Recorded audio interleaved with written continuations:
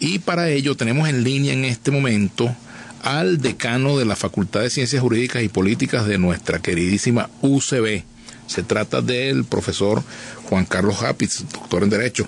¿Cómo estás, Juan Carlos? ¿Cómo te va? Hola, Vladimir, ¿cómo estás? Buenas tardes. Compañero de la Federación de Centros Universitarios en el siglo pasado. Así es. Así es.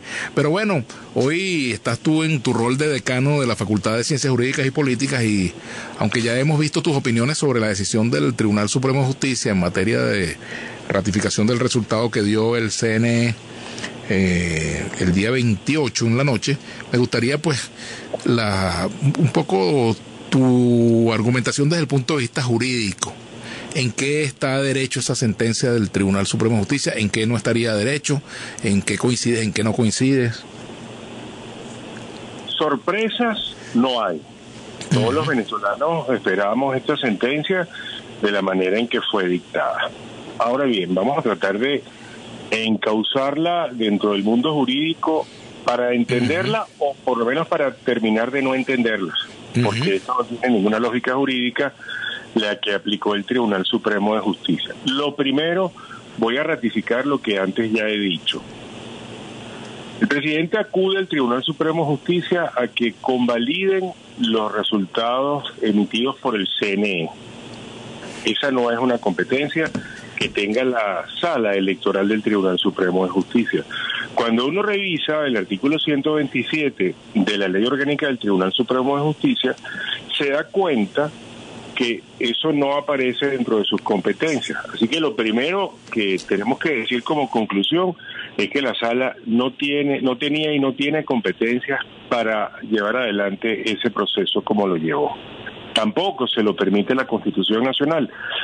Más aún, la Constitución lo que dice en el artículo 138 es: toda autoridad usurpada es ineficaz y sus actos son nulos. Por eso es que he denunciado que se trata de una sentencia nula. Pero hay otras razones también que subrayan la nulidad de esta sentencia. Primero que todo, así como lo hizo el Consejo Nacional Electoral, o mejor aún, el presidente del Consejo Nacional Electoral, porque es que aquí solo ha actuado el presidente, el ciudadano Elvis Amoroso, de manera aislada, individual, no el Consejo Nacional Electoral como cuerpo. Los rectores del CNE, yo no sé dónde están, no aparecen, nadie aparece que dé la cara como cuerpo colegiado que es el Consejo Nacional Electoral. Así que la sala electoral ha convalidado lo que en su momento hizo Elvis Amoroso. Agarró un papelito y dijo: ganó el ciudadano Nicolás Maduro por no sé qué cuántas mesas que se escrutaron o porcentajes de mesas, decía que el 80%, advirtiendo que él había dicho también que hubo un hackeo, un hackeo que uno no sabe exactamente de qué se trata, porque hackeo cibernético no lo hubo, porque esas mesas no transmiten vía internet sus resultados, es una transmisión telefónica. Entonces no entendemos cuál es el hackeo y mucho menos lo podemos entender cuando no se hicieron las auditorías que establece la Ley de Procesos Electorales. A la semana siguiente, del 28 de julio, debió producirse las auditorías del sistema y eso no se hizo. Entonces el hackeo pues no se demostró. Como no se demostró tampoco por la sala electoral cuáles fueron las actas que revisaron. ¿Dónde está la identificación de las actas que ellos realizaron? ¿Quiénes realizaron ese peritaje? Con nombre y apellido. ¿Quiénes fueron? ¿Quiénes son? Hablaba el presidente de la Asamblea Nacional que se trata de unos expertos, los más conocedores, que en Venezuela no hay alguien que tenga más conocimiento que esos peritos, ¿no? Que pueden tener igual capacidad, igual experiencia, no sé, pero nunca más, nunca una mayor experiencia. No, yo tampoco sé. Nombre y apellido, ¿quiénes fueron? Nadie lo sabe. Yo tampoco lo sé. Por eso es que no genera ninguna confianza esa sentencia emitida por la sala electoral. Pero además, mira, lo más grave, Vladimir, que es un hecho comunicacional, un hecho público. El ciudadano Enrique Márquez, el día martes 20, recusó a la presidenta de la sala electoral por parcialidad política. ¿Qué hay sobre esa recusación? ¿Qué dijeron? ¿Qué respondieron? La ley del Tribunal Supremo de Justicia es muy clara. Cuando tú recusas a un juez, y en este caso a un magistrado, el expediente se paraliza automáticamente. Claro, hasta que se decide sobre la recusación, ¿no? A dictar la sentencia que dictaron, si no habían decidido la recusación. Por cierto, recusación que está sobradamente fundada, porque la recusación tiene por motivo la parcialidad política evidente de la presidenta de la Sala Electoral y presidenta del Tribunal Supremo de Justicia, quien le imputan que es militante del Partido Socialista Unido de Venezuela. Y lo demostraron primero por los videos que todo el mundo conoce en redes sociales, lo demostraron por los afiches que aparecen cuando fue candidata del PSUV a concejal metropolitana de Caracas, el que fue además alcalde encargada de la alcaldía metropolitana de Caracas. Es decir, sobran las razones fundadas que demuestran que hay parcialidad política de parte de la ciudadana magistrada presidenta de la Sala Electoral. Bueno, no decidieron la recusación, el expediente estaba paralizado, tomaron la decisión que tomaron, es decir, siguen trabajando apresuradamente para complacer los designios del gobierno nacional. Entonces, bueno, por eso es que esta sentencia no ha generado ninguna confianza, ninguna certeza, no resuelve la grave crisis política que hay en Venezuela, porque no da ninguna seguridad de los resultados. El CNE sigue estando en deuda como cuerpo, como órgano, como institución electoral, como ente rector del poder electoral, que dé unos resultados que se correspondan con el escrutinio de las actas a las que todos hemos tenido acceso. Ahora, Juan Carlos, quiero preguntarte algo, perdóname, a propósito de este asunto tan enredado de las actas. Las actas tienen que ser, digamos, divulgadas, al menos así lo planteaba la propia Tibisay Lucena. Se divulgaban las actas, el propio presidente de la Asamblea Nacional, como era jefe de campaña de Maduro en el 2013, mostró actas, y ahora resulta pues que esas actas no se publicaron, ¿no? Ni las publicó Elvis Amoroso, ni las publicó la Sala Electoral. Y eso queda ahora bajo custodia de la Sala del Tribunal Supremo de Justicia. Me pregunto, ¿nadie puede impugnar esa decisión? ¿Esa decisión es digamos, revisable, es recurrible? Esa revisión es revisable en otra Venezuela, en una Venezuela con un poder judicial independiente e imparcial, pero eso no es lo que está pasando en Venezuela. Esa decisión pudiéramos someterla a una revisión constitucional de la Sala Constitucional del Tribunal Supremo de Justicia, pero eso tiene por premisa lógica que esos jueces tienen que ser independientes los que vayan a sentenciar. ¿Y por qué pudiéramos presentarle un recurso de revisión constitucional? Porque la Sala Electoral misma lo ha dicho hasta la saciedad, no es la Sala Electoral quien va a escrutar las actas de un proceso electoral, eso le corresponde al Consejo Nacional Electoral. La Sala siempre lo había dicho. Así que eso es ir a la Sala Constitucional y que revise la misma jurisprudencia de la Sala Electoral, que siempre se negó a estar escrutando actas. Bueno, ahora lo hace, a petición del ciudadano Nicolás Maduro, cuando presentó un recurso que nadie sabe además por qué lo presentó. Porque el ciudadano Nicolás Maduro fue proclamado por Elvis Amoroso como ganador de la contienda electoral. ¿Qué derecho le conculcaron que le permitiera legítimamente acudir a la sala electoral? Nadie entiende eso, yo tampoco, ni tú, ni nadie. Ahora también está otro asunto y tiene que ver Juan Carlos Apitz, decano de la Facultad de Ciencias Jurídicas y Políticas de la UCB, abogado constitucionalista, doctor en Derecho. Te pregunto sobre este asunto de la obligatoriedad de acatar una sentencia.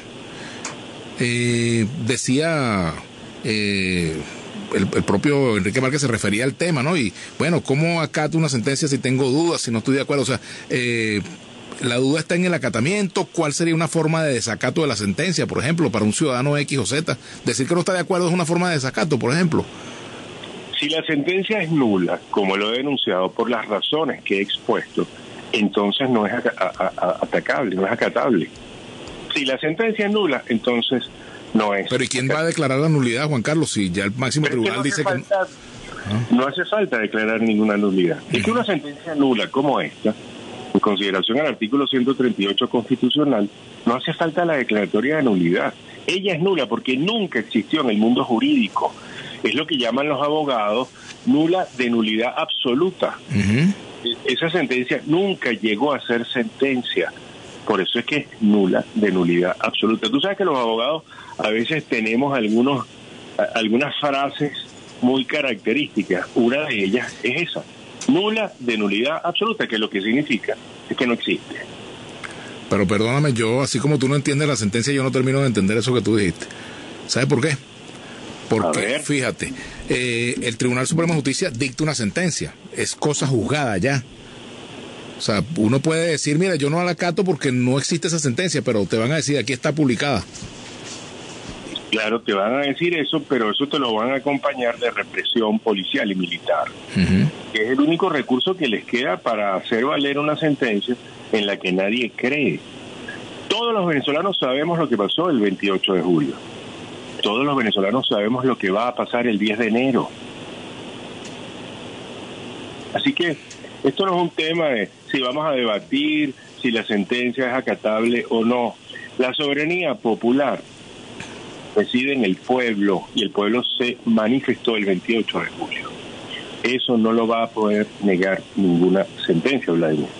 Esa sentencia no resuelve nada, esa sentencia es nula, por ende esa sentencia no es acatable. Lo que sí queda de aquí al 10 de enero es el trabajo que tenemos que realizar todos los venezolanos para darle cumplimiento al artículo 333 de la Constitución, que nos dice: cuando esta Constitución pierda vigencia, todos los venezolanos, tengan o no autoridad, deben luchar por su restablecimiento. Esta sentencia de la Sala Electoral se pone de espaldas a la soberanía popular, a lo que el pueblo dijo el 28 de julio. En nosotros está, como ciudadanos, hacerla valer. Mira, si algo rescato de las palabras de tu hermano Ernesto en su intervención, es que la gente votó el 28 de julio en contra de la persecución, en contra del chantaje, en contra del irrespeto. Voy a poner un ejemplo así chiquitico. Mira, la señora que trabaja en la casa, que nos ayuda con la limpieza, la semana siguiente al 28 de julio, logró llegar a la casa, porque tenían militarizado todo Petare. Esta señora nos dijo, bueno, me reclamaron que caceroleé, me reclamaron que por qué voté por persona distinta a Nicolás Maduro, y entonces ahora me están amenazando con que me van a arrebatar la bolsa clave, que no me van a dar la bombona de gas. El venezolano votó en contra de eso, de ese chantaje, de ese irrespeto. Y el venezolano, estoy convencido, que de aquí al 10 de enero va a hacer valer su voluntad, porque ya no quieren más eso. Ahora fíjate, ese artículo que tú has leído, que le da la obligación al ciudadano de hacer valer la Constitución. Así es. Yo fui parte de la Asamblea Nacional Constituyente. El tema con estos artículos es que no se han reglamentado, ¿no? El problema es que no se ha reglamentado ese artículo, ¿no? Pero eso no le quita vigencia, Vladimir. Ah, no, evidentemente no, como tampoco. Bueno, ahí está ese artículo muy polémico que es el 350, que es que es como mencionar al demonio en una iglesia, ¿no? Sobre ese 350 hay sentencia del Tribunal Supremo de Justicia, pero sobre el 333 ahí no hay nada que reglamentar, porque es tan claro, es tan enfático, que ahí no hay nada que desarrollar en un reglamento. Él te lo dice, tenga o no tenga autoridad, usted venezolano está obligado a luchar por el restablecimiento de la vigencia de esta Constitución. Bueno, eso es lo que tenemos que hacer de aquí al 10 de enero. Y eso es una obligación que compromete a cualquier venezolano de cualquier rango, de cualquier responsabilidad, de cualquier color político, ¿no? Cualquiera, de cualquier clase social, universitario o no, cualquiera. La soberanía popular reside en el pueblo, pero mira, el artículo 6, ese que tú redactaste en esa Asamblea Constituyente, te dice claramente, el gobierno de Venezuela es y será siempre democrático. ¿Y qué significa democrático? La democracia se basa en el principio de las mayorías. El 28 de julio se expresó el pueblo venezolano. Hay una mayoría que lo reflejan las actas, a las cuales tenemos acceso todos. Y esas actas reflejan una mayoría que no es lo que dice el CNE, que no es lo que dice la sala electoral. Bueno, hay que trabajar para que esa mayoría sea reconocida, para que esa mayoría sea el gobierno democrático de Venezuela. Hay gente que reclama que se declare ganadora Edmundo González Urrutia. Fíjate, yo lo que reclamaría en todo caso sería que se permita un cotejo de las actas que tiene la oposición y las actas que tiene el CNE, o que se permita una auditoría abierta a las actas del propio Consejo Nacional Electoral, que es lo que incluso manda la ley, ¿no? Coincido contigo, Vladimir. El CNE tiene que hacer su trabajo, que es escrutar las actas, sumar todos los resultados. Mira, esas actas son un documento público. Esas actas son un documento público y tienen pleno valor probatorio de dos cosas: del hecho de la votación y de los resultados que cada una de esas actas refleja. Lo que hay es que sumar las actas, y para eso está el CNE. Y una vez que sumen esas actas, gane quien gane, que sea declarado el resultado para el ganador y que se respete la mayoría, y ahí se reflejen esas actas.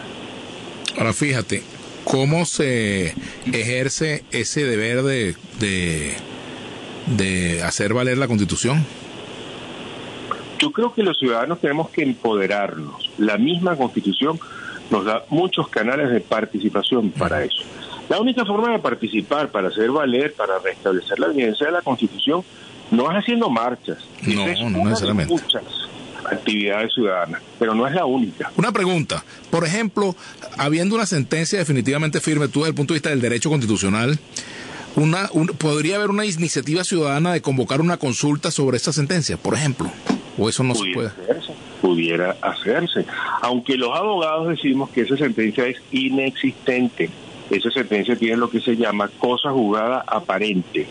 ¿Y cómo se dirime una controversia entre 100 abogados que dicen que la sentencia es existente y 100 que dicen que no es que es inexistente?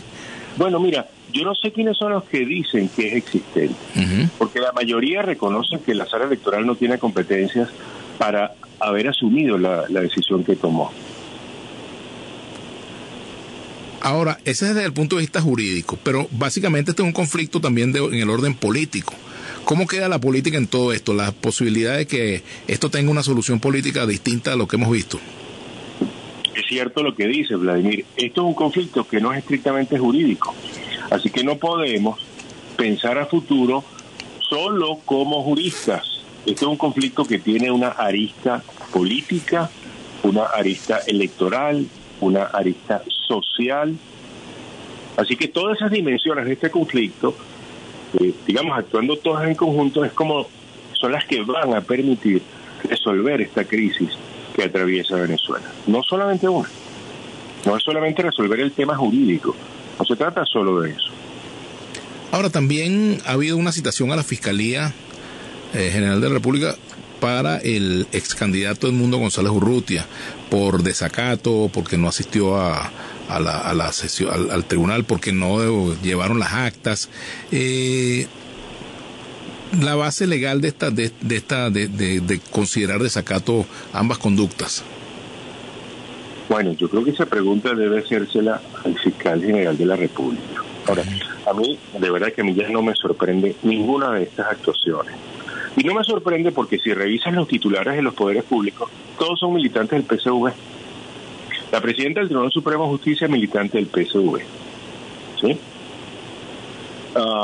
El titular del Ministerio Público es militante del PSV. Y así sucesivamente. El presidente nadie. Bueno, Juan Carlos Apitz, decano de la Facultad de Derecho. ¿Qué mensaje, ya cerrando, le darías tú a tus colegas magistrados del Tribunal Supremo de Justicia? Un mensaje de humildad, les diría yo. Que tengan un poco de humildad, que escuchen al pueblo. Voy a repetir lo que alguna vez dijo el presidente Chávez: la voz del pueblo es la voz de Dios. El pueblo habló. Tengan la humildad de respetar la voz del pueblo, que ahí está la soberanía popular a la que hace referencia nuestra Constitución de la República Bolivariana de Venezuela. Bueno, muchas gracias al decano de la Facultad de Ciencias Jurídicas y Políticas de la UUCB, Juan Carlos Apitz. Bien, tiempo de hacer una pausa, 4:32 minutos.